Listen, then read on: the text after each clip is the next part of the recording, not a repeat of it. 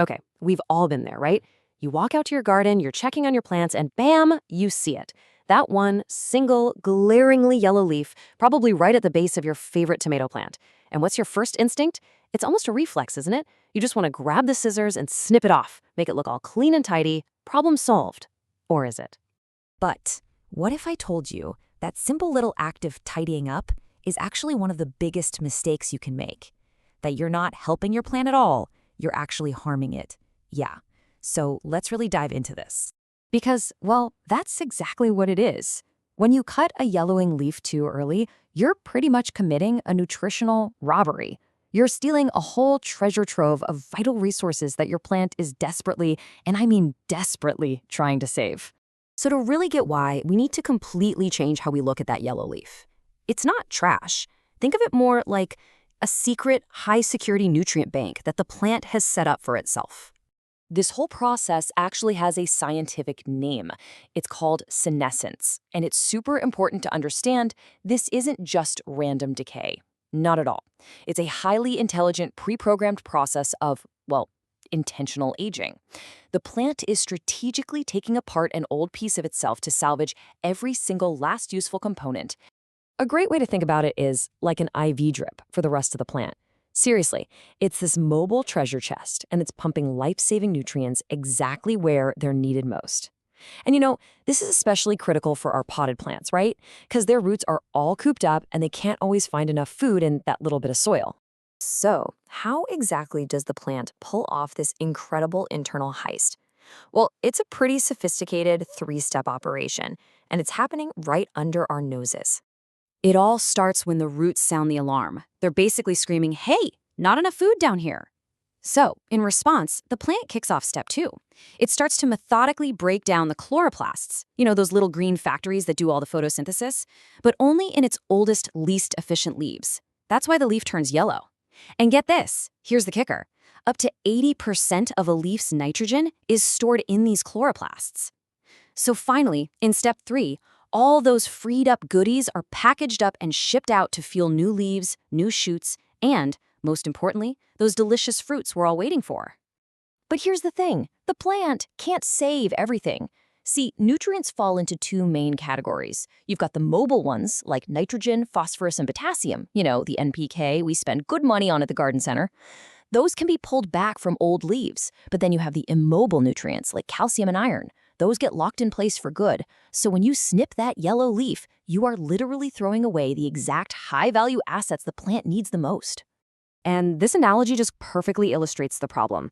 Cutting a leaf that's still in the middle of yellowing, it's like smashing a piggy bank when it's only half full. You've just interrupted the transfer midway and tossed a huge chunk of the plant's savings right into the compost bin. So the crucial question is, how do you know when the bank is empty? When has the plant actually finished its work? Well, luckily, the plant will tell you. All you need is this super simple 10-second diagnostic. It's called the light pull test, and you can forget the scissors for this. You only need 2 fingers. So here's what you do. First, take the stem of a leaf that's completely yellow and just hold it gently. Second, give it the lightest, softest little tug imaginable. And I really mean it. Absolutely no yanking, no real force at all. Okay, so there are only 2 possible outcomes here. If that leaf resists at all, even slightly, just stop immediately. That means the ivy is still connected. If you force it off, you're just creating an open wound on the stem, which is basically a screaming invitation for fungus and bacteria to come and party. But if the leaf just pops right off with almost no effort, if it practically falls away into your hand, success. That is the signal. The plant has withdrawn 100% of the nutrients and has already formed a natural protective seal right at the connection point. Now, this wait-and-see rule is so important. But there is one major life-or-death exception. And getting this wrong could literally destroy your entire plant. So let's look at when you absolutely must break the rule and grab those scissors. You have got to learn how to tell the difference between natural aging and an actual disease. See, natural senescence is, well, it's orderly. It starts with the oldest leaves down at the bottom and slowly moves its way up the plant. The yellowing is pretty uniform, and the leaf usually feels dry. Disease, on the other hand, is just chaos. It can pop up anywhere, totally randomly, and the yellowing will be accompanied by ugly spots, black or brown, or even mushy, water-soaked patches.